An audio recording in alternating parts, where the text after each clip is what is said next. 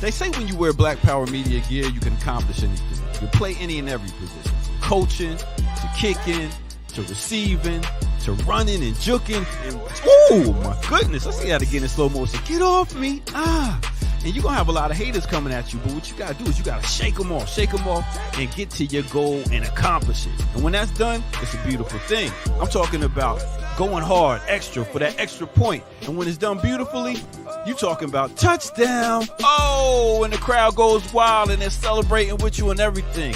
Man, let's see that again. Nice. Black Power Media, baby. That's how we do it. Now go to blackpowermedia.org and get you some of that gear. Empower yourself today. Yeah.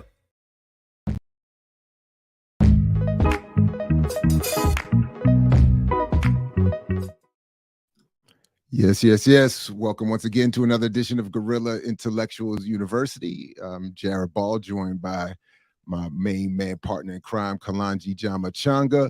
Greetings to you, sir. How you feeling this morning? I'm alive on arrival, brother. You know, it's a great day to be African. How about that? Always, right on. Just FYI, Dr.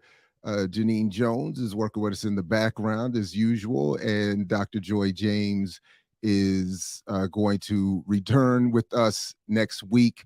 She had to be called away at the last minute this morning, and so we appreciate, respect, and understand that. And we look forward to having her back with us ASAP. Just to remind everybody that for GIU, we have disabled the chat, so don't be confused or alarmed. We just do that so that folks can enjoy a singular focus on the program itself. If you do have any comments or questions, we are happy to field them during the show, simply by having you send that, as you see scrolling beneath us, to gintellectualsu@gmail.com. That's gintellectualsu.com to send your comments or questions in, and then we will work them into the program as quickly and seamlessly as possible. That said, we have a big program this morning. We're going to start with a discussion about, as you see behind me, Malcolm X, who's unfortunate, and the anniversary of his assassination will be tomorrow, February 21st. And to do that, we're going to be joined by Baba Zak Kondo, the premier historian on the history of Malcolm X. And then later in the program, we are going to begin our GIU discussion of the first part, as you see in the show description, of George Jackson's Blood in My Eye, and I cannot wait for that either. All right, without further ado, let's get to it. Our guest this morning is Baba Zak A. Kondo, who, among many other things, holds the rank of full professor of history at Baltimore City Community College. He has spent more than 31 years teaching history and Black studies on the college level full time. This is his 18th year at BCCC. He has also spent 15 years at Bowie State in Maryland, where he also founded and coordinated the Pan-African Studies program. At Bowie State, he was the youngest full-time faculty member in the school's history, having been hired at the age of 25. He has also won every teaching award possible during his tenure at that school. And, of course, the highlight of his biography, need not be said, is that he is a contributor to the book co-edited by Dr. Todd Stephen Burroughs and myself, A Live Reinvention, Correcting Manning Marable's Malcolm X. But without further ado, we do bring to the virtual stage Baba Zak Kondo. Greetings to you, Baba. Good morning. Welcome back to the platform. Good to see you. Baba Zak may have a delay. How's everybody? Baba Zak. You're breaking up. You've been saying. Yeah, it may be a slight internet connect on your side.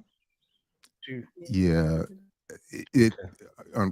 unfortunately, I do think it is on your end, Baba Zak. We all veterans and stuff, so it's all good. Okay. We're gonna make it happen some kind of way, right? Okay. Absolutely. Nothing right now. Should I be hearing something? Yeah, you know what? We may have to restart. Yeah, you may have to. All right, let's see if we can get Baba Zak to reboot. Yes. Yeah. Yes. Okay. Yeah, but no, I mean it's definitely, you know, while Baba Zak is getting it together over there, it is an honor to have him on. I know you've had him on at least a couple times on I Mix What I Like.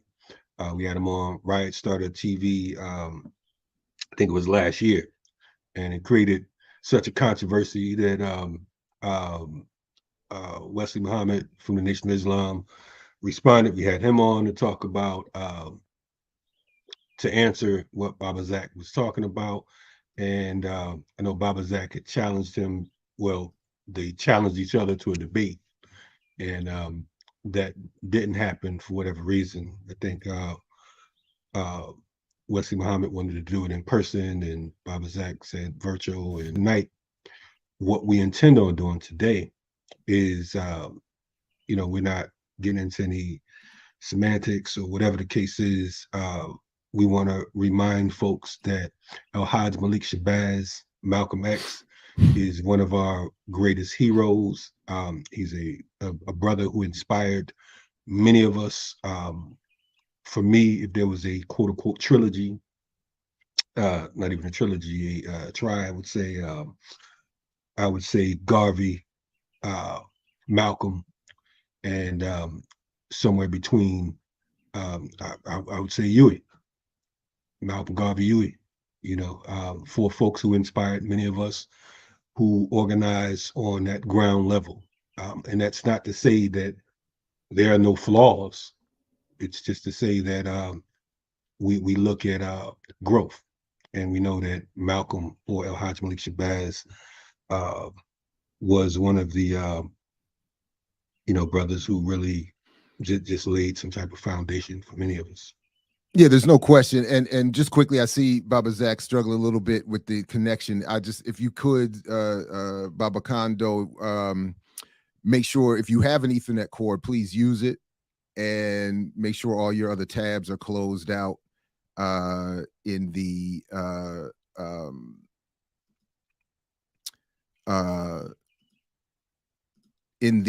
your browser. Please make sure you've closed out all your tabs. And that might help, because it looks like he's even frozen in the studio back there. But just to add to that, just very quickly, certainly for our generation, people born in the late 60s, early 70s, and around that time, there is no singular figure greater than Malcolm in terms of bringing us into some sort of radical consciousness.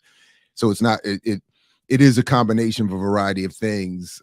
His genius, his brilliance, the timing, his engagement with media, the fact of an exploding televised media right around the time of his emergence, the worldwide revolution that he was a part of and responding to, and then of course the state's participation and engagement in precipitating his assassination, or in conducting it, depending on how you view it. And for me, as to your point, it's not a matter of whether or not he was flawed. To me, the issue is, what was it that inspired so many of us and caused to this day, causes, I should say, in present tense, so much fear among those in power.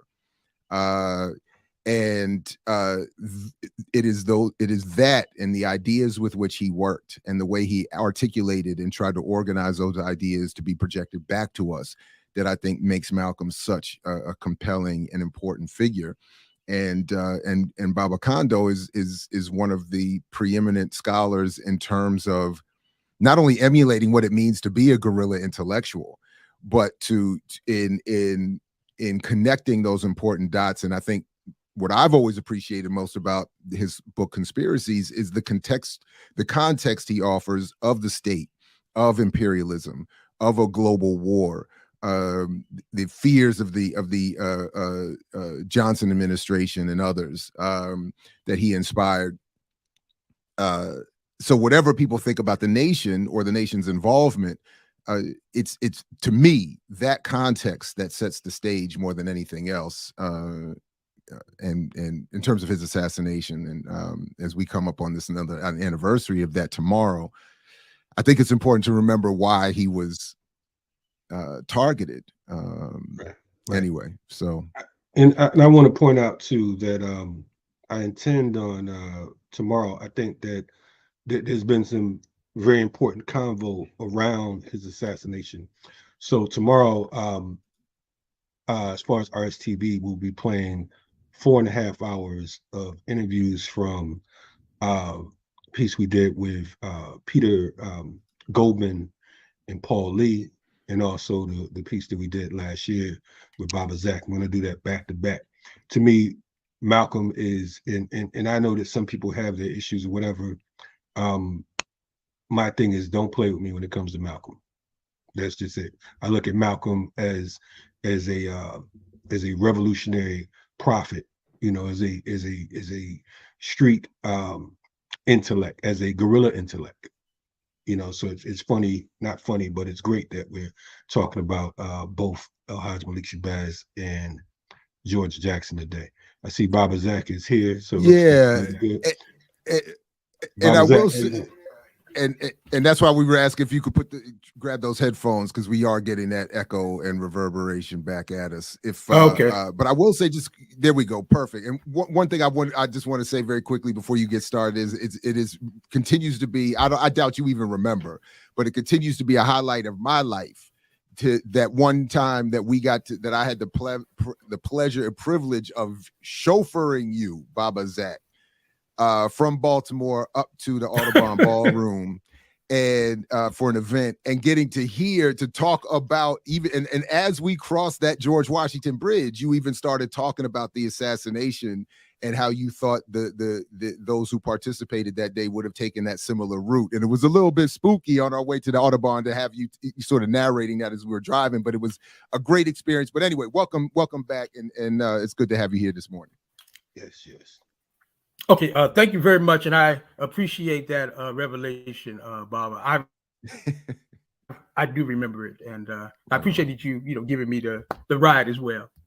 Oh yeah, that was an honor. I mean, I always used to like doing it. I used to always offer myself up to drive people, because it's a great way. You get all these extra conversations, you get all these little tidbits. Sometimes you get to overhear people saying things that are very interesting. So it's always good. But anyway. Maybe we could just have you start with a brief reminder of your work and what brought you to that work. I think that story is as many times as I've heard it, and as many times I'm sure you've told it, I think is very compelling and persistently relevant. So maybe if you could just start with that, what brought you to this research, and then we can get into maybe what you discovered. Sure. I appreciate the opportunity as well. I came across Malcolm X the way most Afro came across Malcolm X. In fact, my wife is sitting here not far from me, and she came through Malcolm X, the same way. The autobiography of Malcolm X. When I was in the 7th grade, I read it. I didn't know nothing really about Malcolm X. I heard the name once or twice here and there, but I didn't know. And I read the book. I'm a military brat, and I was on the base, and I was in the library, and I was waiting for the bus to come, and I saw this book, and I pulled it out, and it was the old real thick book with the photographs and everything, hardcover, and it had a picture of this man, and he was speaking, and it said in the caption, "He rose from hoodlum, thief, dope peddler, pimp to become the most dynamic leader of the Black Revolution. Said he would be murdered before this book appeared." And that caught my attention. I checked the book out. First, I started looking at it, and I started reading it on the bus. Actually, I started reading it in the library, but I checked it out, took it on the bus, and a whole new universe opened up to me. That I was a brother, I always made good grades. I was always smarter than everybody, but I never cared that for the whole school experience, particularly history, which I love for myself.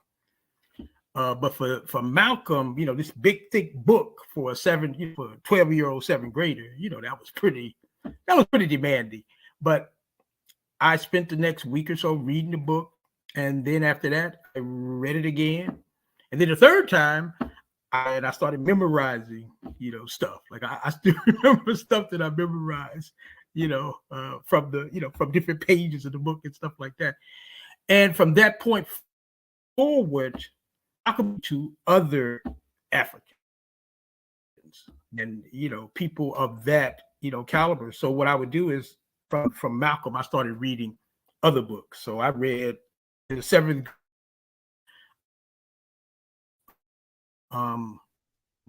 Everything you know what? We might. I was out on Malcolm. Baba Zak, I think we're struggling with the connection again. I'm wondering if we might need to even try just having you go off camera and just be audio only, if that would help. I hate to say that, but I'm okay. Just struggling to hear you a That's little fine. bit there. About where did when I was talking, where at? Up to that last part. It's just now you're starting to break up a little bit. Should I call in? Well, let's see if you could turn your camera off, see if that works first, and then we'll go from there. Just stop your camera and leave your audio on, okay. and see if that. Yeah, see if we can work on that. And for our viewing audience, these things happen, so we appreciate your patience, and it is a great experience, nevertheless, and a great honor to have Baba Zak on board. As we're waiting, Baba Zak, you should see a button that says "Stop Cam," and if you can just hit that, it'll turn your camera off, but your audio will still work, and we'll bring you back in the studio. But as I said a moment ago, we're starting to hear the story. He exemplifies. Well, now it says, Baba, you're disconnected. I think we just need to have you turn the cam off, but not disconnect anything, because now I can't put you back in the studio.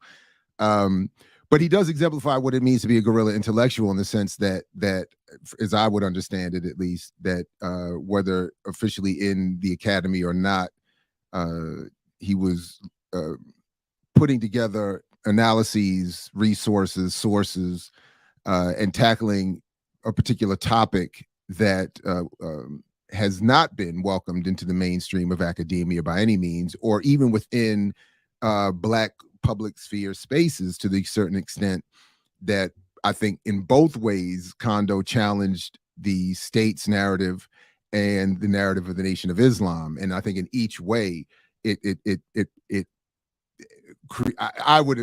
assessment would be it created a sort of a marginalization of his work, or an attempt to marginalize his work. There we go. I think we got you there. I think that should do it. There you go. Now we should be able to hear you, okay, Baba Zak, and you can, perfect. There you go. Okay. Go right on. Can y'all hear me? Okay. Absolutely. Sound great now. Where did I leave off? You on the bus. Yep. Right. You're on the bus reading Malcolm for the third time. Okay. So anyway, Malcolm introduced me. From Malcolm was the beginning of my journey into the history of my people. And from Malcolm, I read I read Garvey, all of Garvey's books. I read all of Malcolm's. Anything that was out there on Malcolm, I found it. I read it. I read Du Bois, for the first time, somebody who I was never taught about or anything like that.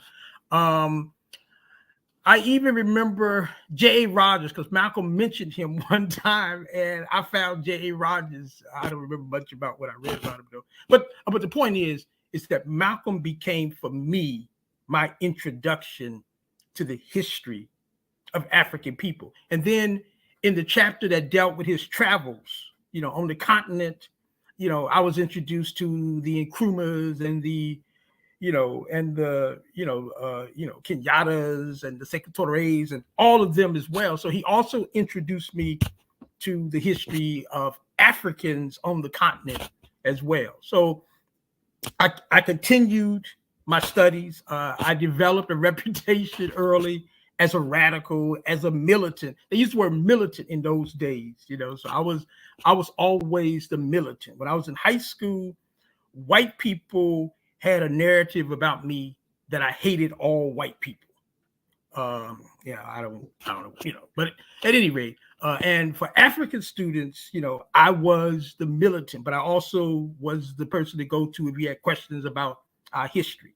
So that was pretty much the role that I played. I went to college, and any opportunity, for a paper, for a research project, I would do it on Malcolm. So I was expanding, different variables about Malcolm, different factors about Malcolm along the way. Same thing with Garvey. Oh, and the Black Panthers as well. I was studying the Black Panthers. I read Huey P. Newton, early on. I read Angela Davis, all of them in the 7th grade. So by the time that I was in college, I was also the go-to person for anybody who wanted information about, our history and everything. So that's been a role, basically that I've played. Anyway, let me fast forward. My senior year in college is when I really got,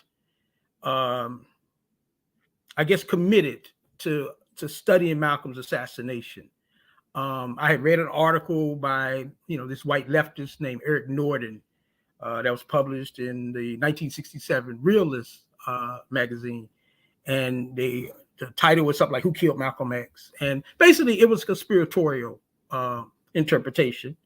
And I read it and I was intrigued by it. And then from that point forward, I started by my second semester of my senior year. I'm sorry to cut you off, Baba Zak. I'm sorry to cut you off, but what if you remember, what was it that was conspiratorial about that piece? What was it that, do you remember what the basic argument was of that piece? Yeah. Sorry. Right. No problem. What he was basically arguing was that the United States government, his argument though, I think was CIA. And he was arguing that one of the things that intrigued me in that article, and then he later republished, and maybe he revised it a little bit in Penthouse, maybe in, 1980 or something like that. But anyway, one of the things that he talked about was that he became interested in Malcolm's assassination because he was talking to a diplomat from from Africa. And the diplomat from Africa told him, that when Malcolm was coming to his country, he never identified, which country, but apparently it was the so-called Francophone, African country, the French colonized. And he said that when he talked to this, diplomat told him that one of the reasons that Malcolm was denied entrance into France on February 9th, 1965, was because the French Department of Alien Documentation and Counter-Espionage, which was then the French CIA, had intercepted information that the CIA was going to hit Malcolm, and they didn't want it to happen in France. So according to what Norden learned, so that piqued my curiosity as well. It's okay, wow. So all that to say that, I read this article, and, previously, I read what everybody else had read. There were questions already in my mind because I remember I read the book that John Henry Clark edited, Malcolm X, the Man and His Times. And in that particular book, it consisted of writers, different writers talked about different aspects of Malcolm. And one of the people was Earl Grant. And Earl Grant wrote an article called The Last Days of Malcolm X. And he raised questions about the NYPD and their strange behavior leading up to and on the day of and then after the assassination of Malcolm X. So I'm kind of getting it now from different angles. I got the CIA over here, which brings in the United States government. Then over here, there are questions about the peculiar role of the NYPD. And then I guess ultimately, Norden mentioned the FBI as well. And then ultimately I brought in the FBI. Don't remember anybody in particular who was focusing on the FBI, but so all of this, what it did for me was it created questions. And so the main question for me was, okay, we know what the official version was, that the Nation of Islam killed him, but now my mind is entertaining other possibilities. So when I went to grad school, the next semester, I graduated, went to graduate school, I decided that I wanted to do my thesis on the assassination of Malcolm X. And so I remember the second semester in my first year of grad school, I wrote a paper. I still remember that paper. I wish I still had the paper. It was about 37 pages long, and it dealt with the assassination of Malcolm X and primarily talking about the role of the enemy, the role of boss. Basically, I built on the Norden and the Earl Grant paper, basically. And, I ended up ultimately writing a thesis on that a few years later. Now, the watershed for me was around 1983, there was a conference. There was the National Black Council for Black Studies Conference in Chicago. And myself and then two other brothers, at the college, we went, to this conference in Chicago, and we drove, and that was quite an adventure as well. So anyway, at this conference, I'm basically for the first time meeting a lot of serious African scholars from primarily from the United States. And I'm telling them, those, who would listen, that, I'm a grad student at the University of blah, blah, blah. And I'm studying the assassination of Malcolm X. And they were excited. Everyone that I talked to, they were excited that I was taking on this task, so they offered to support me. I still remember at one stage, there was a line of African scholars, waiting. And I'm 21 years old, 22 years old. I'm in line, there's a line of African scholars waiting to talk to me, to give me information about Malcolm X, people to contact, people, places to go and stuff like that. And the New York group were particularly helpful. Leonard Jeffries, for example, gave me, phone numbers and people to call. Like Gil Noble, Ella Collins, Malcolm's, sister, and just different people like that.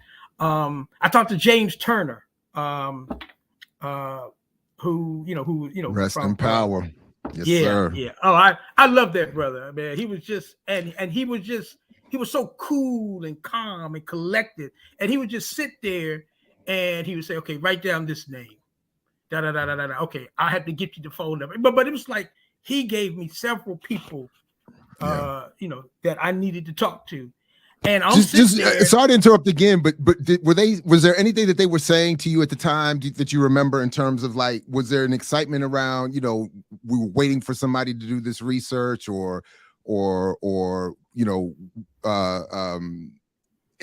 there any of that happening at that moment? Because you had some heavy hitters with you. I'm talking about exactly. You mentioned Gil Noble and Jeffries and Turner. I mean, Ella Collins. I mean, they were sound like they was stacking it up for you. Yeah, I mean, and I think that's why because they were excited because one of the things that I remember being said is that nobody had seriously, I guess no African anyway, had seriously attempted to go after this particular topic for, and for political reasons, obviously, there were challenges, it's a very controversial topic, it involved, the Nation of Islam and, whether or not their hands were dirty. So people were careful. Now, keep this in mind, I'm in the company primarily, because Baraka was there as well. I didn't talk to Baraka. Karanga was there. I did talk to Karanga. And basically, with a few exceptions, it was a Pan-African, group. It was a Black nationalist group. And here and there were some Marxists as well. So we're talking about a very specialized, politically, socially, economically, we're talking about a very specialized class of people. And the common denominator is that all of them basically appreciated the work and the labor and the life of Malcolm X. So that was the common denominator. All I got was support. Now, there were some security. For the first time, I got some security concerns as well. And then whenever I would reach out to Ella or to other people, they would raise the question to me. And their whole thing to me was, you need to be careful because what you're doing, and this is what I came to understand that they were talking about. They were talking about the enemy over here, meaning the intelligence community. And they also wanted me to be careful of the Nation of Islam as well, because some of them, particularly those from New York, they knew that the nation was involved. So they were basically just telling me, watch your back. What you're doing is important. What you're doing, our people need, but you need to be careful. And then I learned this story, and I know I was on Carl Nelson's show some months back, and I don't think I got a chance to finish the story. So let me tell this story. Great place to finish it and start it, by the way. Okay. They told me, and I probably heard this 5 times. And in fact, Ella, I think, told me first, and then she would tell other people to remind me of this story. So, she had a real security concern for me. And what the story basically is that they said that when they started doing the commemorations at the Ferncliff Cemetery, there was a young brother. He was 17, for what I recall, and he was at one of the early commemorations, and they said they let him speak, and he talked about how Malcolm had impacted his life and everything. And then they said he pulled out a silver bullet, and he put it on Malcolm's, head. It's in the ground, but his headstone thing. And he said that he would never He said that he would never rest. He vowed that he would never rest until Malcolm's true killers were found. And then they said that maybe, memories not as great as it used to be, but maybe a few months later or so, something like that. It wasn't a year, but they said that they found this brother with a bullet in his head. And so apparently for people like Ella, they connected the dots. And their thing was, it was probably because across the water, even though, again, at this stage of the game, I don't know, that there are people across the water, and we're talking about Newark, Newark Mosque number 25, where the killers are coming from. So I don't know this yet, but Ella apparently had some inklings of that. And so this is what she wanted people to tell me, people that she recommended that I talk to, like, for example, I talked to James Smalls, who had been one of her aides. And, I heard this story again. And with other people, I heard this story. So all of that, what it did for me, it meant that when I did some of my research trips to like New York, excuse me, when I did my research trips to places like New York, I was probably a little overly sensitive. I still remember talking to Gil Noble one time over the telephone when I was in New York. And he was telling me then, just kind of like watch yourself, young brother, be careful. What you're doing is important, but it's also dangerous. And we don't want you to be naive. We don't want you to be stupid and not realize that you need to be careful. And I don't know to what extent, he knew anything about, some of the same thing with the whole Newark thing. That at that point, remember, I don't know that Newark has played a role in any of this stuff. So I'm just still kind of going my way. So at any rate, I continued, doing my research, and every opportunity I get a name for somebody else. I talked to a lot of people. Some had information for me, some didn't, but that's, it's hit and it's misses, but that's research. And we all know that. And then ultimately I wrote my thesis.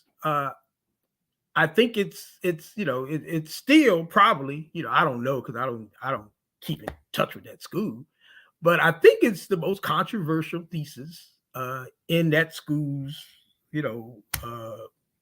probably ever written at that school. I don't know it for a fact. In those days, though, my thesis was primarily, I went with the second man arrested thesis that the NYPD selected someone, and this guy was an agent, and that basically, who had infiltrated the Nation of Islam, and that that the government, the NYPD, helping the United States government, killed Malcolm X. I began to delve into FBI documents, for this, and I made a few trips from, the school in Virginia to the, FBI office, and I would go through, thousands of pages. Started messing up my eyesight, because one of the things that I wouldn't do is, when you get tired, you can't still go through files. And I would do it, because they would give you in those days, they would give you, 49 free copies that they would copy in the place for you each time. And so I would always get my copy so I could take them home with me. And when you get tired, you got to learn how to stop. And I didn't. And I used to have 20/20, then my eyes started going and stuff like that. But at any rate, I guess you could say I became obsessed, with trying to find out who was responsible for the assassination of Malcolm X. Now, I also should make this point too. I've made it in the past and haven't talked about it much lately. But when I began my journey, one of the motivating factors for me was I wanted to basically, exonerate the nation from Malcolm's assassination, because I looked at it from this standpoint. I said that there is no way in hell that the nation under Elijah Muhammad could have killed Malcolm X. And so I kind of convinced myself that was an impossibility. So that meant that it had to be the external forces that I had already been studying anyway. It had to be the NYPD and their, counterintelligence unit, BOSSI. It had to be the Federal Bureau of Investigation. It had to be the Central Intelligence Agency. So that was my premise, and even as I wrote my thesis, that was my premise. It's after that, if you read my thesis right now, at that school, 180, 78 pages, something like that. It's the United States government with the NYPD that killed Malcolm X, basically. But ultimately, as I started probing more and more and started, talking to more and more people, it started to become clear that I had simplified the assassination of Malcolm X, that it wasn't just the enemy, that there were some other parts. And then ultimately, the research and the facts took me, to the Nation of Islam. And I had to look at the Nation of Islam. And so I began to look at the Nation of Islam. By the time I was in the 80s, the late 80s, I was looking at the Nation. I was looking at the Central Intelligence Agency. I was looking at the NYPD. Zach, was there? I'm sorry to jump in again. Was there something in particular when that transition from the state to the nation? Was there something in particular? Do you remember? Was there like one bit of evidence you came across, or one argument you came across, or that started that? It was a couple of things. I was going to ask the same thing, because just listening to it, it almost, if it was on television or a movie, it's like a murder mystery. You know what I'm saying? And I know you mentioned BOSSI a couple of times, and for our audience who aren't familiar with BOSSI, BOSS is the Bureau of Special Services, which was a special unit of the NYPD, also known as the Red Squad. Now, real quick, Gene Roberts was one of the quote unquote bodyguards who was an undercover agent inside of the ballroom when Malcolm was assassinated. He also infiltrated the Black Panther Party in New York, and he was basically outed once. He had to take, he was one of the undercover cops that they were, undercover agents that they called to the stand in the Panther 21 case So that's when it became known that he was an actual agent. But yeah, how did you, to Jared's point, how did you come to this conclusion? Because for folks that's listening, it sounds like, it's like eeny, meeny, miny, mo. Right. Right. So let's hear that. Okay. Yeah. There were a couple factors involved here. One, Peter Goldman, who in 1972 he published, The Death and Life of Malcolm X, and then in 1979 he went into the prisons and he interviewed Talmadge Hare, who was one of the convicted assassins. He interviewed Norman 3X Butler. He interviewed Thomas 15X Johnson, the other two men who were, serving, time for Malcolm's assassination. And he had concluded that Hare, that obviously that Hare had killed him, but he also concluded that Johnson and Butler had not. But more significantly, Hare had submitted an affidavit starting in actually he ended up doing two, but in 1977 he submitted an affidavit in which he admitted his own role in Malcolm's assassination and said he was a member of the nation and he was the person who fingered the Newark Mosque. So that's one of the things that got me on to the Newark Mosque, between Hare's affidavit first, and then Peter Goldman, concluding, his conclusions did impact how I was looking at things as well. And then this is also significant. Remember now, I'm also interviewing former Muslims. And, former Muslims are telling me, and of course, these are people who are no longer in the nation, but they were in the nation when Malcolm, was alive, or they came in right after he was killed. And they're also telling me that basically within the nation, it wasn't necessarily a secret that, the mosque, the Newark Mosque, took out Malcolm. So all of these forced me now to start looking at the nation.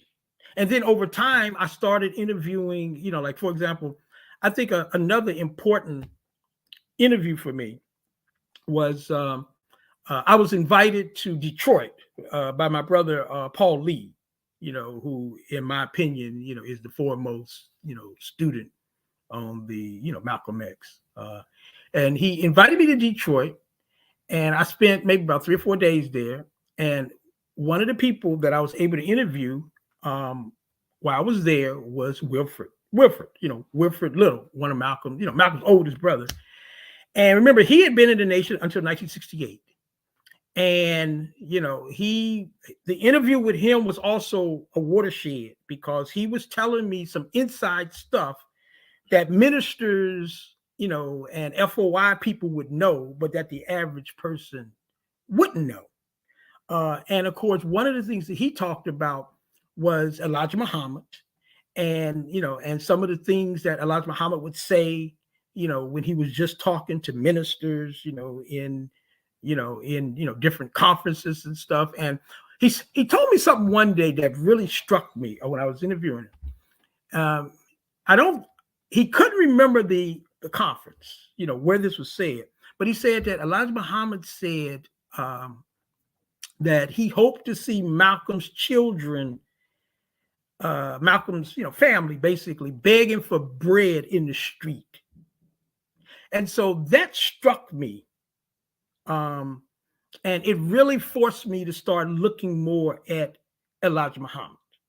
Now, in the end, and for the most part, this is what I generally argued in the first edition of my book, which, by the way, I'm working on the second edition. People are, saying, when's it coming out and all that.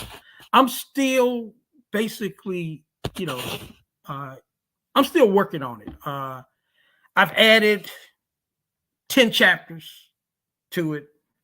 I've added, the original one had 1,200 and maybe 70 endnotes. This one will have almost 1,900 endnotes. So I'm still doing research. I don't have graduate assistants like Marable and other, people at these, big white schools have. So I'm doing it all basically myself, even as I'm teaching and, you know, still have responsibilities and stuff to my family.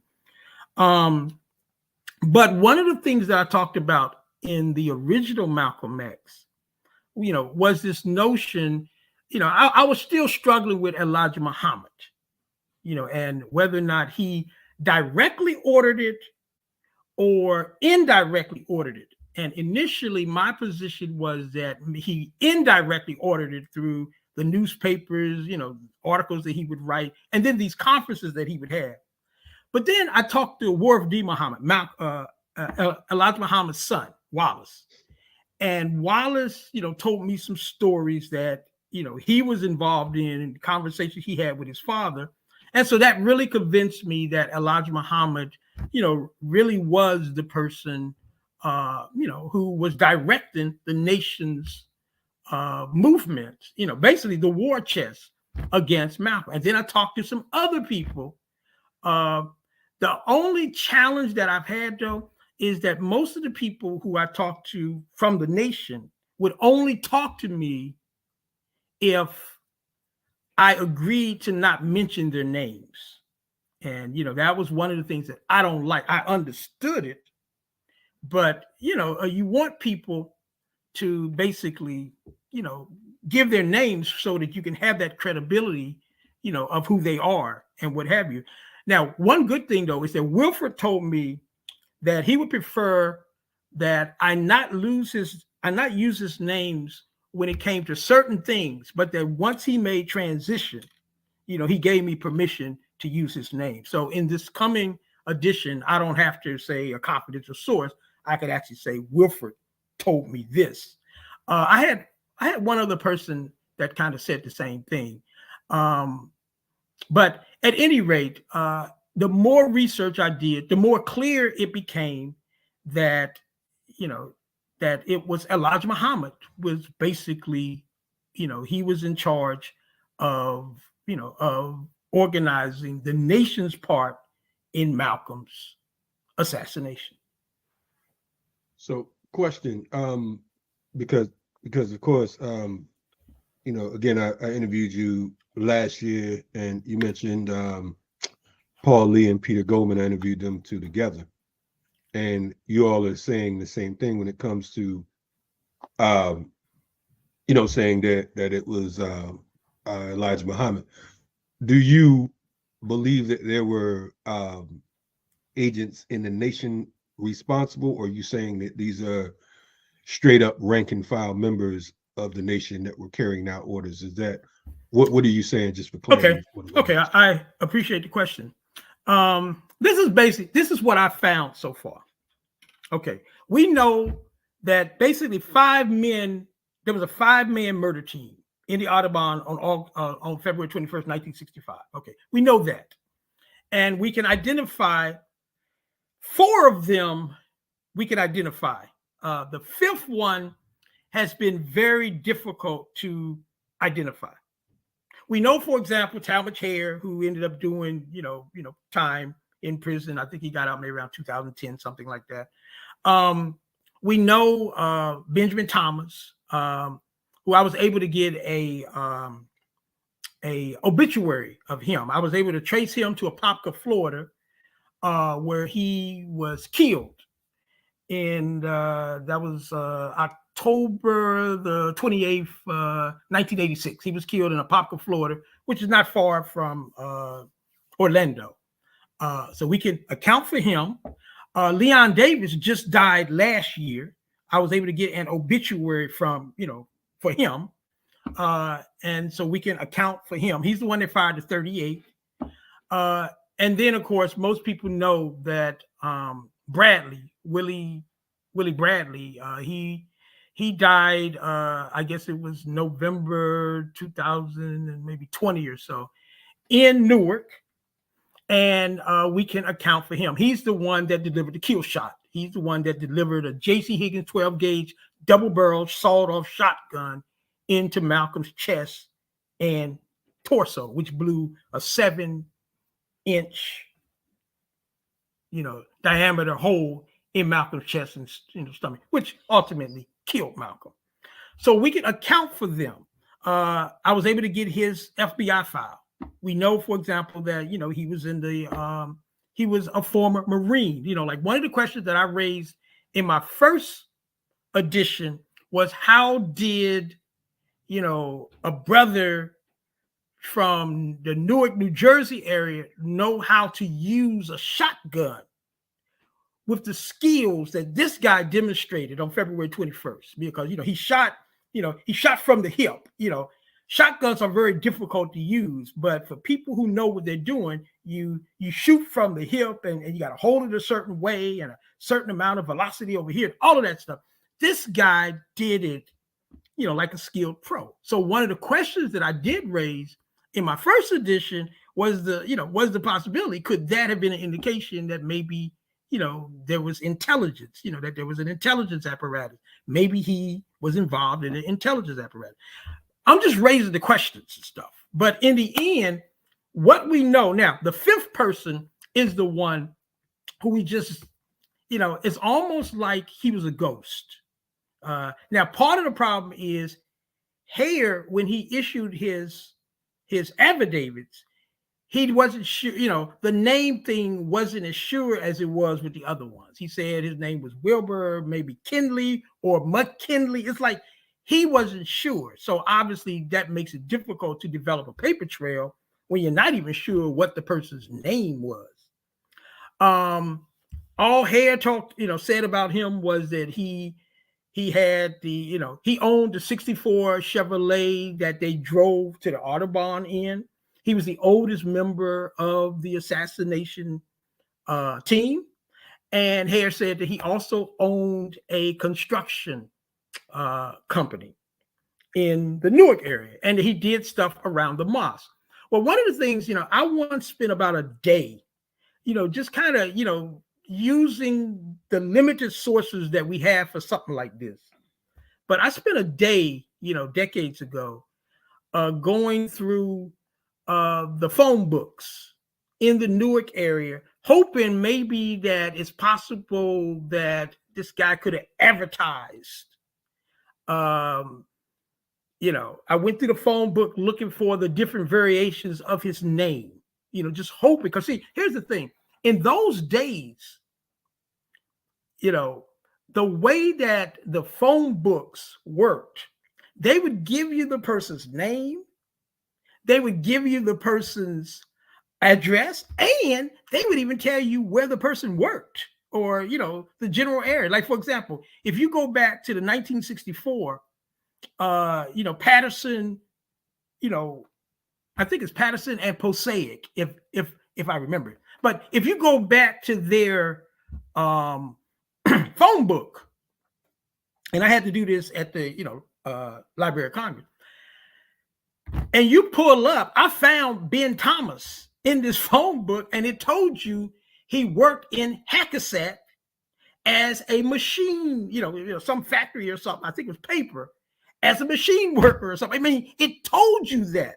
So I was hoping that I might look up and get some information about McKinley or Kinley or whatever the hell his name was. But he was the only one that I wasn't able to really identify. Now, here's the thing, though.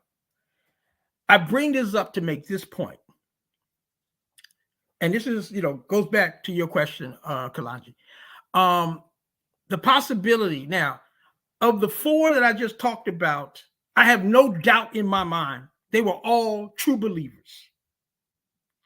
The fifth one, if there was any type of an asset, an FBI asset or what have you, maybe possibly McKinley. And I'm only saying this based on this point. If you study how the enemy would use assets historically, okay? We have those cases in which an asset might do the enemy's job for them, and then they basically move on somewhere else. They put them up somewhere else, or they basically just kind of like disappear. They move on or what have you and stuff. And I'm just wondering, and I'm just thinking out loud that could McKinley have been somehow affiliated with the intelligence community somehow, FBI maybe. It's all possible. But here's the thing, though. Even if he was, it makes no damn difference whatsoever. It would mean nothing as far as the nation's role in Malcolm's assassination. Because, that's one of the arguments that they've been trying to put out, that they were, I think the latest that they say now is that all of them were not none of them were in good standing during the assassination. So yeah, they came out of mosque number 25. Nobody seems to be denying that, but none of them were in good standing. They were all basically in hiatus or kicked out or suspended or something like that. I mean, come on. But the truth of the matter is that even if they were all agents, it wouldn't mean anything in the larger scheme of things, because go back, read Muhammad Speaks. Read the atmosphere that Elijah Muhammad and his high command, read the atmosphere that they created within the Nation of Islam to go after Malcolm. Read the language that they used to go after Malcolm. Listen to some of the old speeches. Like, for example, Elijah Muhammad gave a speech in June of 1964 in which he basically stated that, he wanted to see Malcolm blasted from the face of the earth. When you start looking at all of these things, then it's real clear that Malcolm's assassination came from the top, Elijah Muhammad. We can play games. We can make up shit. We can act as though, the nation is a victim. The nation was not a victim in Malcolm's case. The nation was basically the predators. The nation were the killers. Baba Zak, if I could, and to borrow from Kalanji's played Cracker's advocate here for a quick second, to what extent, though, could we argue, or could it be argued, that even the conclusions that you're saying were reached by Elijah Muhammad were themselves inspired or driven by infiltration? In other words, could Elijah have been pushed to reach those conclusions by state intervention? And to what extent would you then, again, not to say that the nation is innocent or whatever, but to maybe add some more complication to their complicity? Okay, no, I appreciate the question. First off, let's be real clear. If you read my first book, and I add more in the second, in the revised version, my argument is that the enemy, the FBI in particular, they had a disruption plan within the Nation of Islam. And they're going to play a very important part, by the way, in distancing Malcolm and Elijah Muhammad, and Malcolm and the national leadership, and Malcolm and Elijah Muhammad's family. They're going to do, technically they're going to do a textbook job doing that. And the way that they were able to do it is, keep this in mind, they have phone taps on Elijah Muhammad's phone.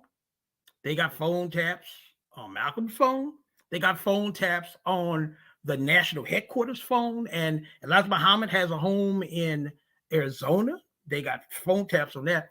What they're able to do, and I'll talk about this in detail, what the FBI was able to do was they would listen to conversations, and keep this in mind, they've also infiltrated all of the mosques. They have infiltrated all of the mosques. So they got assets who are constantly reporting to them, telling them things that are happening in meetings of the FOI, meetings of the MGT, general body meetings, telling them what's happening in conferences, Savior's Day and other things like that, socials that they might have. They're telling them, they are reporting back and forth. But this is what the enemy is doing. What they're doing is they're taking this intelligence, they're taking this information, and they're seeing how Elijah Muhammad reacts, how Raymond Sharif, the supreme captain of the Fruit of Islam, how he reacts. They want to know where the weaknesses are in the relationship, for example, between Malcolm and Elijah Muhammad. And when people call up Elijah Muhammad, say, for example, complaining about Malcolm, which happened a lot, I should say, what they want to know is, where are the pressure points? What issues are Elijah Muhammad reacting to the most, the worst? Where is there the most tension? This is what the FBI is looking for. And keep this in mind, y'all. When you talk about the counterintelligence of the FBI, you're talking about a different sort of universe that the average person would be shocked to understand, to know. Because you're talking about people, basically, this is their job. Their job is to figure out ways to destroy their targets. And if it means lying, cheating, stealing, they have no problem with that. If it means destroying somebody's family life, they have no problems with that. If it means destroying someone's relationships with their community, they have no problems with that. So this is the mentality that we're dealing with in 1963, 1964, 1965, as far as Malcolm X and the Nation of Islam is 2023. concerned. Yeah, 2023. Yeah, 2023. 2024, 2025. Yeah. On the real. But let me finish this point, though, Baba. Let me finish this point. Cool. And so what's happening here is they're taking notes. So what I determined is that there were certain pressure points that the FBI realized they could use the most. They realized, for example, that the age difference between Malcolm and Elijah Muhammad was a point of tension for Elijah Muhammad. They realized that Malcolm, that the media and the press constantly being obsessed with Malcolm, that was a point of contention. They also realized that the whole secession question, who's going to take over when Elijah Muhammad retires or dies, that was a problem for Elijah Muhammad on different levels. It was a problem because his family was putting pressure on him to name one of them early on, so that if he died unexpectedly or something, there wouldn't be, Malcolm could not be part of the equation, So that was a special point for Elijah Muhammad. Another point of tension for Elijah Muhammad was Malcolm trying to push the Nation of Islam to a more political, position, trying to push the Nation of Islam to participate more in struggle, in African struggle. Like Malcolm, for example, organized, this was in 63, he wanted to do this Black Unity Conference and stuff. And Elijah Muhammad, if you read, the phone taps and stuff, is saying, but Malcolm, we are a religious organization. I don't like this political stuff. We're not a civil rights organization. Ultimately, he let Malcolm do it. But my point is that they realize the enemy is listening to these conversations.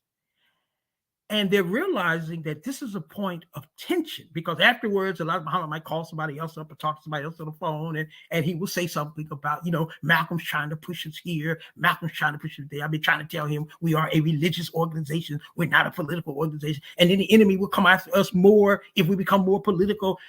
They're privy. The enemy is privy to all of these types of conversation. So what they're doing is they're taking notes. They're saying, we got a rise from Elijah Muhammad when they said this about Malcolm. We didn't get a rise when they said that about Malcolm. So this is what the enemy would then do.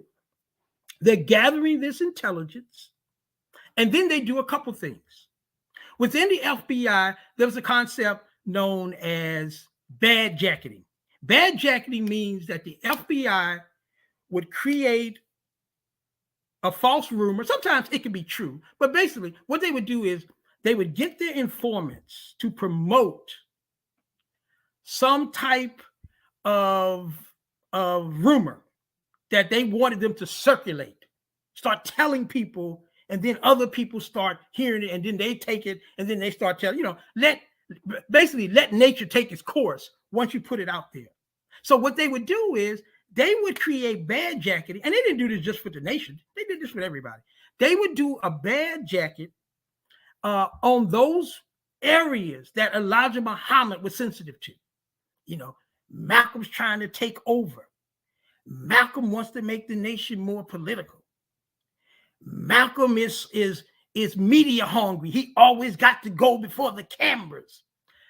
All these types of things. And so these things, they start to get circulated within the nation. And of course, Elijah Muhammad's family, who basically they really hate Malcolm because they view Malcolm as a threat. They will pick up some of this stuff, add stuff to it, make up stuff themselves. Why? Because they want to influence how their father, is, how he's dealing with Malcolm. Because why? They themselves, forget the enemy. Elijah Muhammad's family wants to create a schism, a split between Malcolm and Elijah Muhammad. So in many ways, the family is going to serve as assets for the enemy as well. Why? Because it's in their vested interest for Elijah Muhammad and Malcolm to basically have a parting of the ways. And that way Malcolm won't be the threat, that they view him as. And so all of this is leading up to some other tactics that the FBI will use to help split up Malcolm and Elijah Muhammad. The FBI, No, go ahead. I'm sorry. Go ahead. The FBI, they developed a mechanism in which they would use the media to promote their ideals. And what they did was they would identify certain journalists and reporters. They would put them on the FBI's payroll. And whenever the FBI needed these journalists to do an article on something, or in some cases, the FBI would write an article that has all of the stuff in it that the FBI wants to promote. And then what they would do is they would then give it to what they call certified friends of the FBI. That's what they call these journalists and reporters.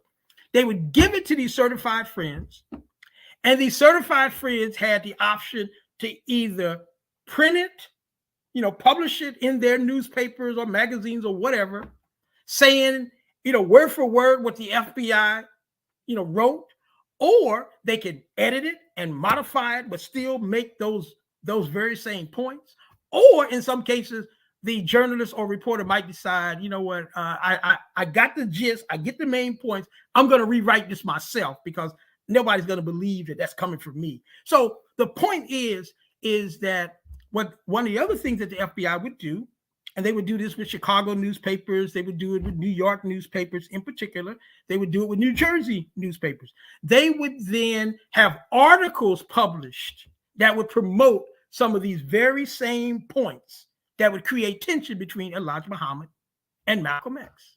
So all of these things the enemy is doing behind the scenes. Malcolm doesn't know this is going on, although he may have had some suspicions. Elijah Muhammad doesn't know this is going on, but the enemy is behind the scenes. They're conducting what they called a disruption campaign.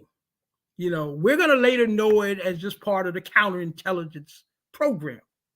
But this disruption plan that the enemy was doing to Malcolm and Elijah Muhammad was designed to basically create more and more distance between Malcolm and Elijah Muhammad. Now, here's the key to all of this. In the end, the enemy is going to get what they wanted. So that's clear. We see that. But here's the thing, though. The only way that they were able to help create that schism between Malcolm and Elijah Muhammad was because Malcolm and Elijah Muhammad gave the enemy ammunition. In other words, if they didn't know that Elijah Muhammad, had issues around Malcolm's age, issues around Malcolm's publicity, issues around Malcolm's politics, and all these other things, they could not have exploited it. They exploited it because these tensions already existed, in a more, subtle way. They already existed in a more covert way. All the enemy did simply was to exploit those tensions. You mentioned bad jacketing, which is also known as snitch jacketing. That's something that they did to Kwame Ture, then Stokely Carmichael. One of the things that the FBI did was they created a letter, and they placed it inside of one of his comrades' cars, basically saying that he was a CIA informant, and it was a communicate between him and the CIA. But I'm pointing that out because it's not only just the rumor mongering, but it's the manufacturing of evidence as well, right? Right. I want one corrective. Yeah. One corrective, Baba. Bad jacketing and snitch jacketing are cousins, but they're not the same. Snitch jacketing basically means that the rumor that they're going to put out is that the person is a snitch, either for an agency or police or something like that. Bad jacketing simply means that they're putting out negative information about the person to then circulate. But a snitch jacket specifically means we're saying Stokely Carmichael is a snitch. And by the way, one of the tragedies of all of that is that, remember, Stokely Carmichael had been the prime minister, which was an honorary position, but he was the prime minister of the Black Panther Party. Right. And based on this counterintelligence tactic that they used against him, Huey P. Newton will ultimately, and again, this worked also because they also realized there was tension between Huey P. Newton and Stokely Carmichael anyway.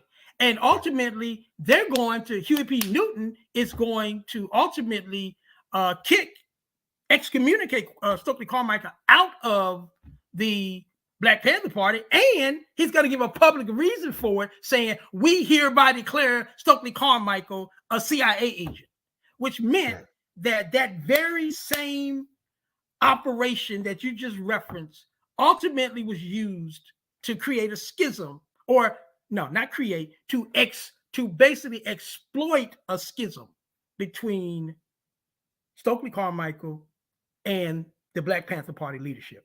Okay. Right. You go ahead, Bob. No. So yeah, and to your point, even with that, I think that I know that you had put out on the cover of the paper about the Ruba. I believe it was who else was that they were calling them enemies of the state as well. My brain's a little foggy right now. The whole East Coast. Yeah. Basically.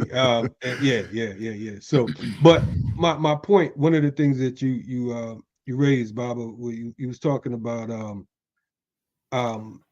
they aided the state for, not to paraphrase what you're saying, they aided the state by highlighting their contradictions, their disagreements, and their weaknesses, right? Yeah, exactly. And it was virtually impossible not to, seeing that, as you stated, there were agents sprinkled within the organization itself.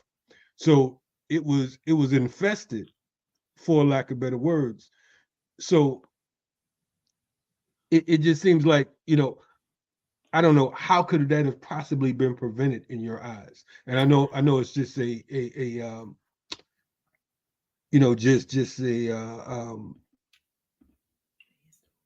just me thinking out loud, right? I got you, Bob. I can give you one example. There's a brother out of Newport News. I'm from Newport News, and I guess he was New York first. His name is Baba Khalifa. Baba Khalifa. I haven't been in touch with him for like 30 years or so, but I would talk to him from time to time because he used to be in the nation. And they created an organization of serious brothers, paramilitary and everything. And one of the things that they did, and I'm not saying, this is just one example of how to prevent the enemy from doing his dirt on us. What they did was they created an organization. And I think if memory serves me, now remember, this is 30, 40 years ago. If memory serves me, they would not accept, they had their cadres, they would not accept new members for something like 10 years. And their logic was that everybody knew everybody. Some of them grew up together, they could account for everybody. And their notion was that if they accept people now, the enemy could infiltrate. But right now they can account for everybody. Well, that's one extreme. That's one way. And I'm sure that organization probably never had to deal, with the enemy sending in, because the only way that they could have done it would have been to have turned to people who are already in there. But because these people and stuff, you've kind of reduced, that possibility. So I'm saying that to say that's one example. But to answer your question more directly, it's very difficult because this is the problem that the Panthers had. Hell, this is the problem that Garvey had in the 1920s, in the 19-teens. That the enemy right now, I'm sure. Exactly. And so the point is that it is a very challenging, problem. What I would suggest, though, that you do tighten up certain things would make it more difficult, because in many ways, I guess we could make an argument that you probably cannot totally 100%, prevent, especially if you're an organization that's seeking to grow, that's seeking to use membership to make a dent in struggle or something like that. So you can't just cut off all your things, but certainly we need to thoroughly investigate people as much as we can. And I think we need to also promote political education, constantly, political education constantly. One of the mistakes that we made in the Garvey movement, we made that, in most of the Black nationalist movement, is that we wouldn't do the political education, as much as we needed to do, and hope that the more you do it, the more it would put in people's minds, commitment, and an understanding of struggle. And then the other thing is we need to also regularly, provide different tests, to make sure that people are not in the, in the up and up. To me, these are just superficial things. Obviously, much more thorough analysis needs to be done, because one of the tragedies, and we've seen this constantly, under the counterintelligence program, and like y'all saying, certainly today, is this notion that, the enemy right now, they can pretty much damn near infiltrate any serious organization that we got, unless, like I said, we cut off membership. But, it's difficult to cut off membership because there's strength in numbers. So we want the numbers, but we're going to have to be sensitive. Mm-hmm. No, you're right on point, because that's we get folks with our organization all the time asking how can they join, and the response is come through when we're working and do the work. You know what I mean? Because the reality is there's no open membership, and political education is key, because indeed, the one thing that I'm grateful for within our organization, the FTP movement, is that we build cadre and we build families, so we know each other. You know what I mean? So when when the baby's born, we're going to check out the newborn. There's a graduation, okay, boom, such and such is graduating. We literally watch our children grow together, right? So it's a little more difficult when you're Uncle Zach and now you're up on the stand, because now you have to look the babies in their eyes. You know what I mean? Yeah. Now it's a whole nother level. So indeed, I why I dig what you're saying about the whole strength in numbers. I think there's more strength in politicized loyal numbers, because there's always room for failure when you have more. Sometimes less is more. So definitely I appreciate what you had to say on that level, because folks get caught up in numbers only. And Jared, to tell you, like, my first thing is, okay, boom, besides political education, what's the security looking like? Yeah, you know what I mean? Exactly. If you're not concerned about security, any situation can be an Audubon ballroom, any situation. And there's no room for, right. Nobody's thinking about us. If you think like one of the things, and I'm gonna shut up. One of the things that Stokely said, or Kwame Ture said, he said, if I'm fighting my enemy and my enemy is not fighting me, then what am I doing wrong? If I'm chasing my enemy's not chasing me, then I'm not doing anything. Exactly. And that's the reality of it.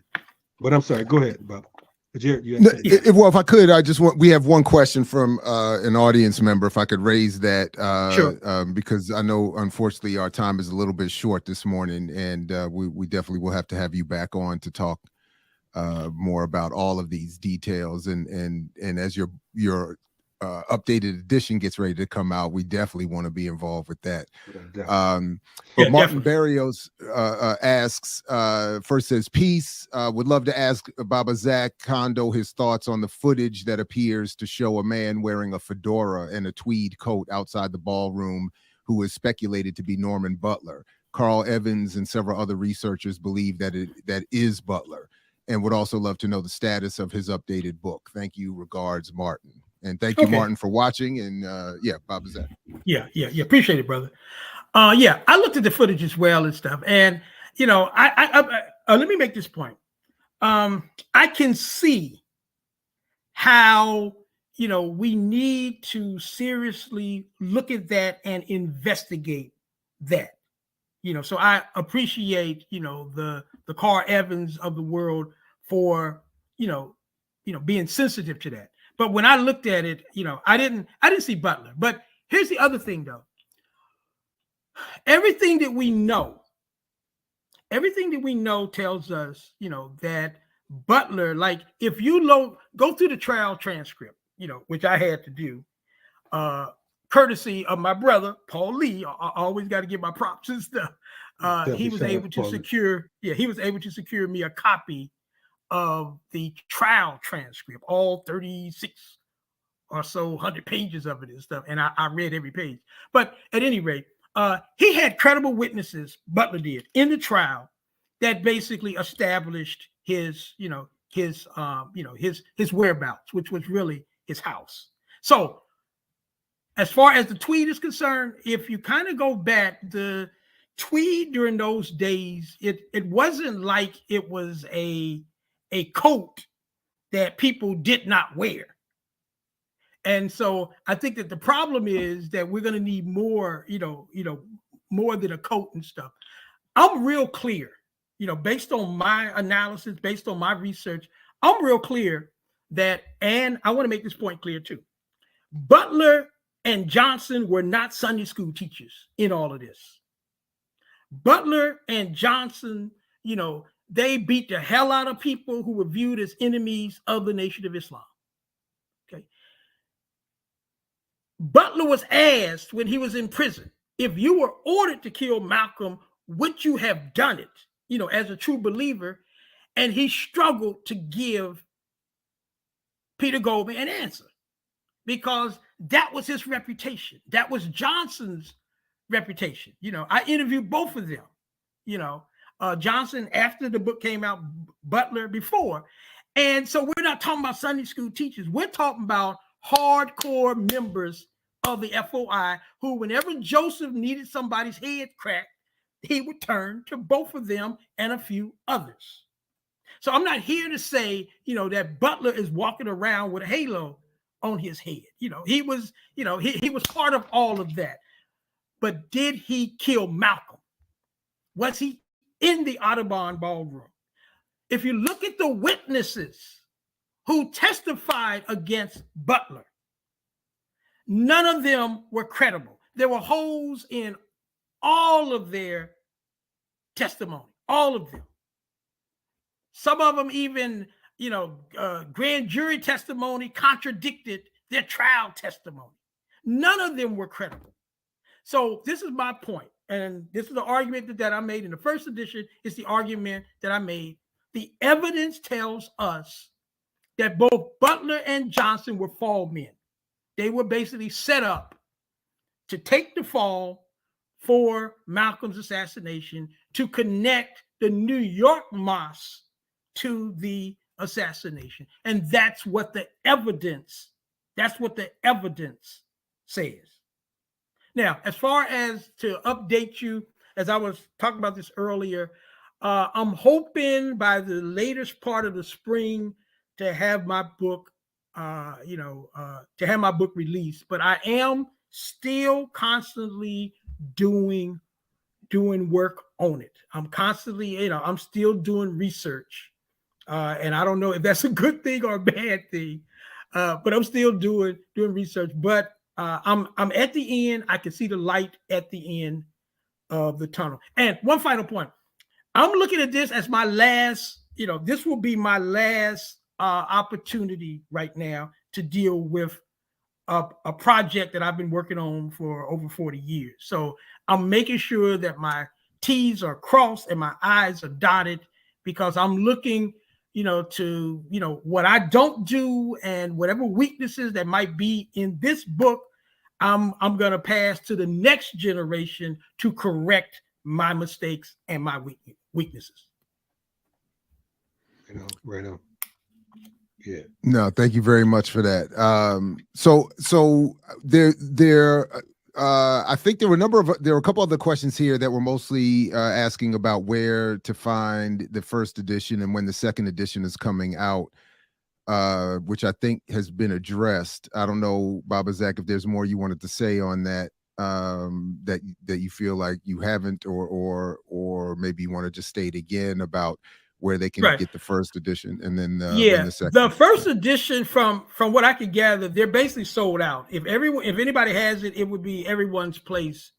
But I would just suggest to you, don't worry about the first edition at this stage of the game, and just be on the lookout for the revised edition. It will be, right on, in my opinion, a stronger presentation. It's going to be broader, and I'm going to be able to address issues that I did not address in the first one. Right on. We do have a question from Omawale the Elder about why you might think, with all that has been said and that you've had to say about Elijah Muhammad and his family, or Minister Farrakhan, why were neither of them or any NOI official ever criminally implicated or charged in Malcolm's assassination? Yeah. What I would suggest to you, and I actually do address this in the upcoming book as well. If Elijah Muhammad is, if he was basically, put on, put out there, okay, the FBI would have to expose the various resources that they used to obtain information. They would have to expose, about the nation and Elijah Muhammad and about the assassination.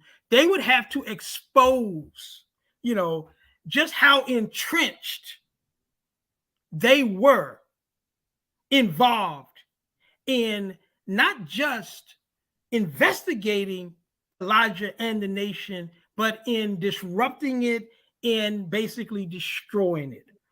Hoover in particular went out of his way. What he liked to do was to feed stuff, but not allow the FBI to be the source, because he was scared that it would expose the FBI to how vast the resources that they basically commanded. So no, they don't want Elijah Muhammad, because think about this, y'all. Most of the stuff, that the evidence that the FBI has on the Nation of Islam was obtained illegally. They didn't go through no system to get phone taps and all of that. Hoover avoided all of those things, because remember, there's a system in place. In order for the FBI to get phone taps, they got to go to the Attorney General, who's going to investigate this and that and then make a decision. Hoover created a shortcut so that they never had to do it. And what they basically did was they never had to do it if, put it this way, if it was a live source, like an infiltration, they didn't have to go through those special, things. Or they had to jump through the hoops. But in order to get an electronic, they had to jump through hoops. So this is what Hoover did. He would basically put taps in wherever he wanted to put them. But when he identified the taps in their language, he would identify them as if they were a human source. And by being able to do that, Hoover was able to pretty much tap everybody from presidents all the way down to Sunday school teachers illegally. But the problem that they would run into, though, is that if you bring in the courts, now there's a case, it made it almost impossible for Hoover to use these illegal tactics, these illegal mechanisms to get people legitimately through the courts and stuff. And I'm putting legitimately in quotation marks, so we're clear. But it made it near impossible for Hoover and the FBI to be able to use their resources to go after their enemies on that level. So what they relied upon was, the old-fashioned, hey, what we will basically do is we'll just frame some people. So in a sense, this is what they basically did. They know that the nation is dirty as far as Malcolm's assassination. They know that there's blood on the nation's hands in 1965 with regard to Malcolm. So the best thing that they did, is they went to New York. They didn't have a problem going to New York. And let me make this point too. If Hare had not been captured, and this is an ahistorical point, y'all, because I can't support it because it never happened. If Hare was not arrested and charged, say he got away, say all of the Newark assassins got away, I will bet you money that all of the assassins that they would have arrested and charged and convicted would have been from Mos 7 in New York. Again, it's ahistorical. Why? Because all the FBI was interested in, all the NYPD was interested in, was basically having some members of the nation to take the fall. They didn't care that it had to be the right members. They didn't care that much. They just wanted to make sure that somebody from the nation basically, paid a price. So thank you for that, Baba Zak. There's and again to a number of folks who are still asking about when and where to get the book. Zak has already answered that, so let's just solve and make it simple. Stay tuned to BPM, and as soon as the brother is ready, we will have the biggest rollout possible that he will allow for this next edition of the book, because we know. We have an idea, some of us at least, and more of us should, that how much work you put in and how important the work is. So we're very excited to support that. Matter of fact, Jared, in my Kalanji type way, Baba Zak, forgive me, but when Baba Zak Kondo releases this book, we will the official first reading will be right here at Black Power Media. I'm already agreeing. I'm going to call my man Paul Lee, and I know let's do it. I know that Paul can make it happen, so I don't know. Let's do it. Yeah, I hear y'all, Baba. I hear y'all. In fact, sorry, go ahead. I was going to say maybe we need to pony up and make this a live event. Let's anyway, let's. But well. Yeah, let me say this, Bob. Let me say this. Y'all are my brothers, and I love y'all. I trust y'all. More importantly, I trust y'all, and so I'm open to doing whatever y'all want to do with that. So you can take that to the bank. But it's interesting you said that, and I appreciate you saying that, because speaking of trust, Baba Kondo, I am very much interested, and I admit, sometimes I'm jokingly referred to as being a little petty, but Not you. Not me, but but I am very much interested in what I think is the principal question around the way Malcolm and the research around his life has been carried out as of late. And there's been a number of documentaries. There's been a number of people making claims about their own contributions to this research, and maybe not, from my humble vantage point, properly appreciating your contributions or acknowledging where they've built on those contributions. I mean, we dealt with some of this in that collective response to the book attributed to Manning Marable, as I now like to describe it.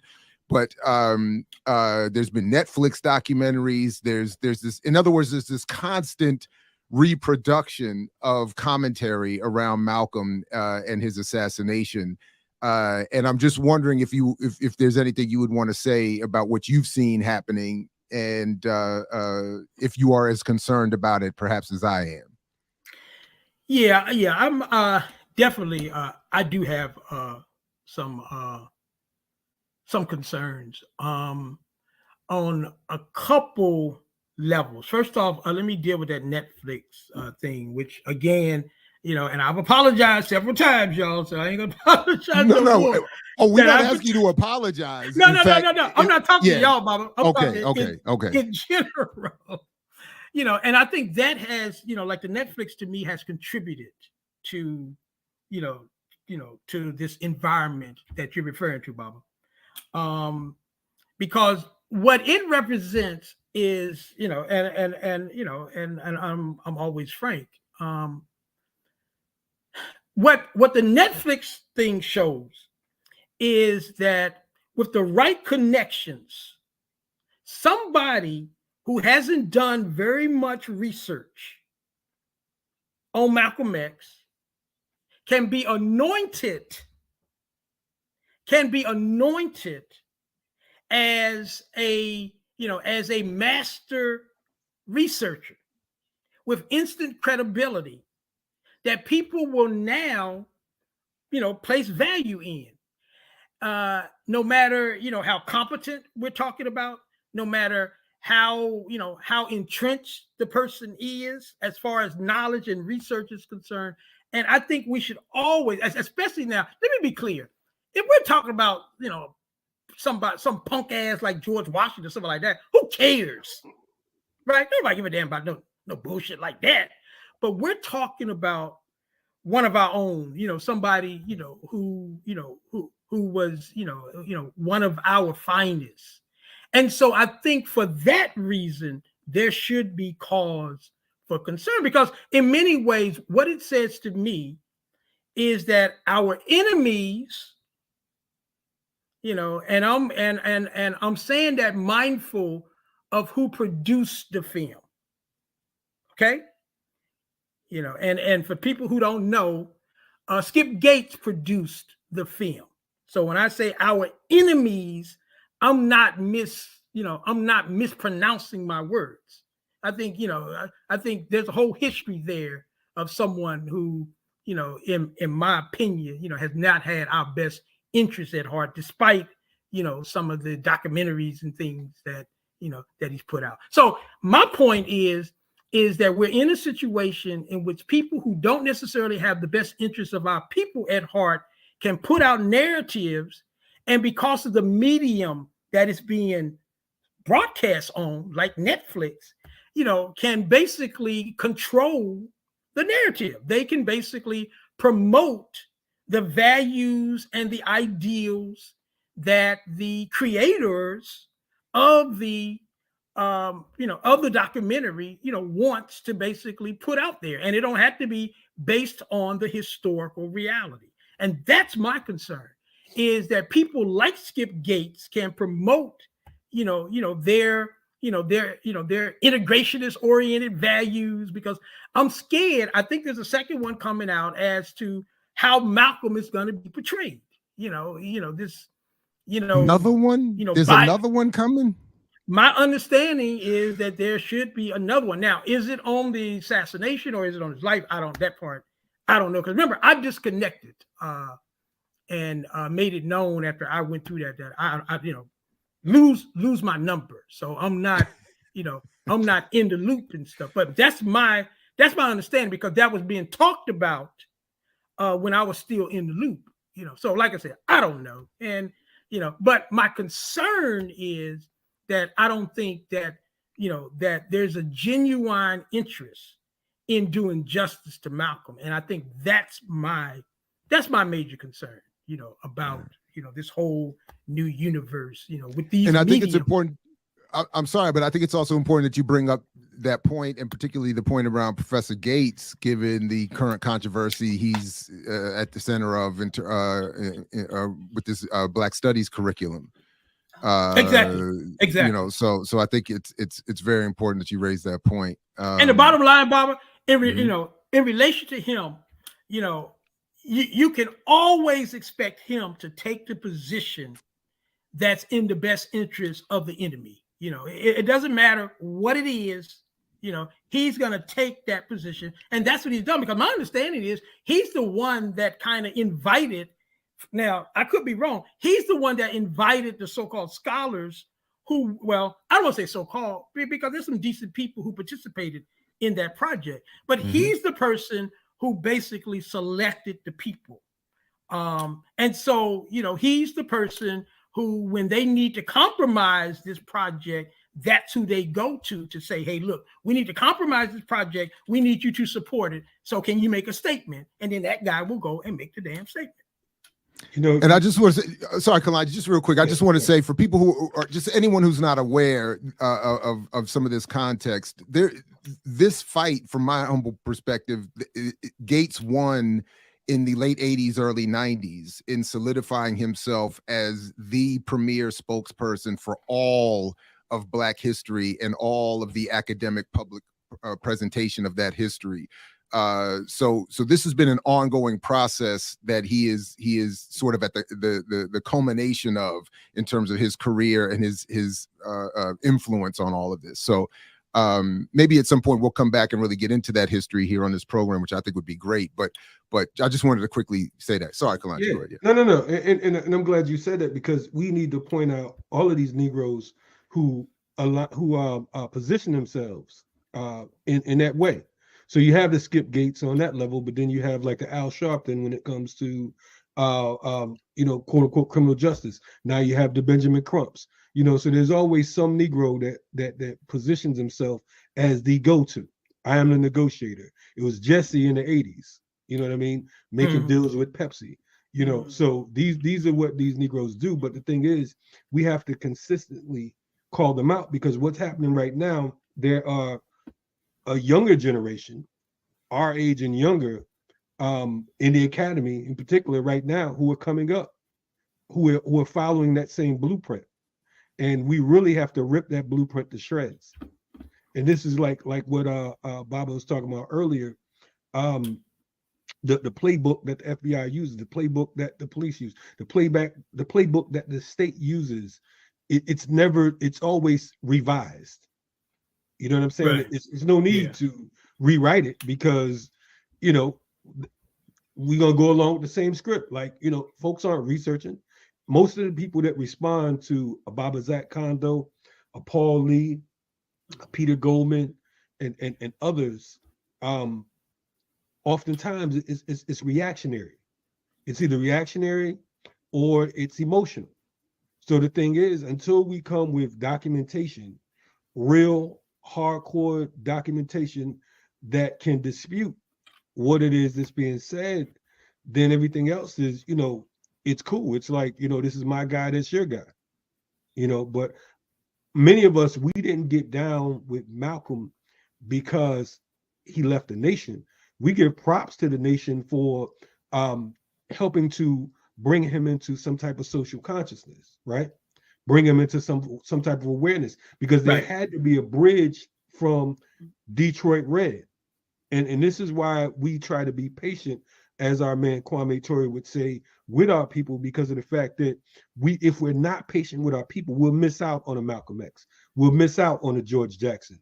Shit, you might miss out on a Kalonji Changa just being on BPM because you, and I'm not, for the record, I'm not comparing myself to them. I'm just saying that if you base folks on their beginnings, then you'll never get to see what the book is like. Exactly. And that's true for all of us. If I could just add something else real quickly. This topic is also relevant. The whole, that whole Negro dumb universe, what we're talking about right now. I have a book that's going to be coming out this year as well. And it kind of addresses, those Negroes, and their danger to our struggle. The name of the book is, it's called, what is it? Pleasing Old Massa? Okay. I always got to remember, sometimes y'all, I forget the names of some of the projects that I'm working on, but it's called Pleasing Old Massa. And the subtitle is A Brief History of Black Treachery, Flunkery, and Buffoonery. Oh, wow. And what I'm basically trying to do, I'm looking at it historically, going back, to the whole slave trade thing and then bringing it up. And I'm just, and I do use those three categories, the traders, basically the race traders, the race buffoons, like Diamond and Silk would be, in the buffoon list. The traders, the buffoons, and what was the other group, baby? Traders, buffoons, flunkies. Flunkies, right. And the flunkies. And I would suggest to you that people like Gates would certainly be in the flunkies category. And anyway, what I try to do is I will talk about both people and events that demonstrate the flunkery, the buffoonery, or the treachery, treachery. Because I think one of my concerns right now, and just to focus on Gates for a second, one of my concerns right now is that because he has Harvard behind his name, we give him more credibility, more respect, more validation because he went to, or he teaches at this enemy school that has never had our best interests at heart. And I think part of our miseducation is we got to move away from us validating our enemies in that way. Whose line is it? It's the credit. Whose line is it that and I'm gonna clean it up a little bit, but that Harvard ruined more good black men than bad whiskey? Whose line is that? Somebody, it's not my line. I can't take credit for it, but yeah, but you're right about that. I mean, you say Harvard, and even and I actually think even a lot of quietly wannabe radical black people subconsciously or unconsciously back up. When they hear that, they're like, "Ooh, Harvard!" Like they, So I think you're right about that. And listen, I know. I just wanted a quick programming note that we're going to reset our discussion here about George Jackson's Blood in My Eyes. We're going to start it next week when Dr. James is back in full effect. Absolutely, because it deserves we go double up on that, all the attention it can get. And I was even just reading for the first section today, initially scheduled for today, to Baba Kondo's point.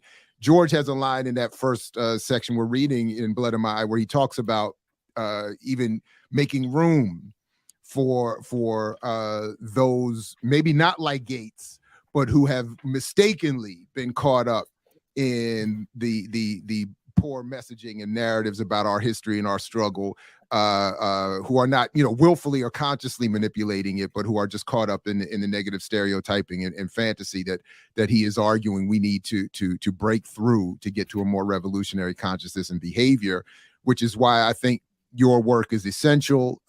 You clearly exemplify, from my point of view, what a guerrilla intellectual is. And I just want to thank you again for your existing work, the forthcoming work, in this Flunkies book, and I can't wait to get that one too. So do a whole separate thing on that. But anyway, so I just wanted to make that clear real quick. Yeah. Okay. Yeah. Hey, my wife just handed me. Okay. My wife, okay. who by the way is the smartest person that I know. Hey. She just handed me Good a answer. note saying that the quote that you just quoted from was from Carter G. Woodson. Okay, right on. Mm. Perfect. Okay. Black History Month. Here we are, right? So there you go. There it is. That's right. Thank you. I like how you worked in. She's the smartest person I know. Well, you about to get a good breakfast, huh? Yeah. Hey, and a tip to all of us who married up. Congratulations. Yeah. We appreciate that, Bob. Thank you. Hey, Thank you very listen. much. And I want to point out too, because I haven't I don't know if I said it yet, but tomorrow we're going to do a 4.5 hour tribute to El Hajj Malik Shabazz, which will include it'll be a double interview from we did last year with I want to say Peter and Paul Lee and Peter Goldman, and then the piece we did with you last year as well, Baba. I think that I'm trying to figure out what time to launch it. I guess I'm gonna say 7 o'clock. Y'all got to stay up late tomorrow, 4.5 hours. And I think, in my opinion, between those two interviews, it's a lot covered. We covered a lot today, and definitely we appreciate you coming on. This is one day before the anniversary. What is this? Would it be the 68th? The 50, I think it's the 58th. The 58th. I'm sorry. 58th. 58th anniversary, commemoration of the assassination of El Hajj Malik Shabazz, Malcolm X, Wale. And I'm saying that because, to me, as they say, it hit different. I wasn't here when Malcolm was alive. I was born 5 years later. However, his impact on my life and so many others it's to me, it's like it's a day of mourning, and at the same time a day of celebration when it comes to the life of someone who proved himself beyond the individual. I think that his legacy is important because we get caught up in cult of personality sometimes, and we don't view what the what it means to the whole. So definitely tomorrow 7 p.m. right here on Black Power Media, we will be broadcasting this double piece. But definitely we appreciate you, Baba Zak, for your contribution, and we're looking forward to more convos with you. Okay, I appreciate it. Can I make one final statement? Hey, if you don't, I'm gonna be mad at you. I was just listening to you, Baba, and it brought to mind in 2016 I was invited to go to England, with this some serious brothers and sisters in the London area, and I did about a 4 or 5 day speaking tour. But this is what amazed me. The seriousness, it was, the seriousness that these brothers and sisters had when it came to Malcolm X, or when it came to Africans in the diaspora and stuff. It just reminded me of just how universal, Malcolm is appreciated, because the whole program, most of the stuff that I talked about was Malcolm X.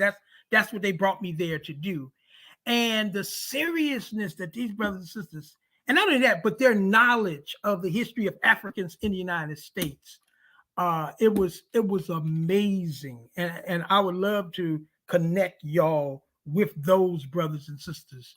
However we can basically do that. So I just wanted to just bring that in.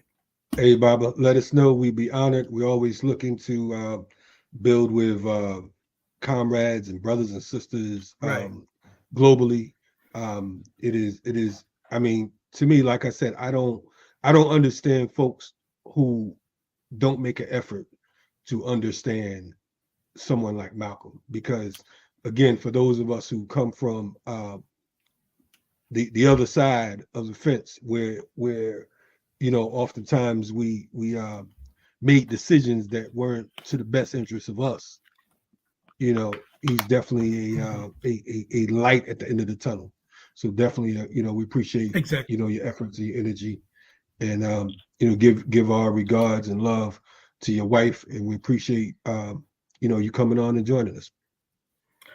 Thank y'all for inviting me. It's always been one of my great honors to communicate with with brothers and sisters of y'all's caliber. So I'm just keep doing what y'all are doing. We're real proud of y'all. Keep doing what you're doing. Yes, Yeah, sir, and we do regularly tune in. My wife even more than I do. Okay. Now I gotta watch. Y'all got a true fan. Y'all got a true fan, y'all.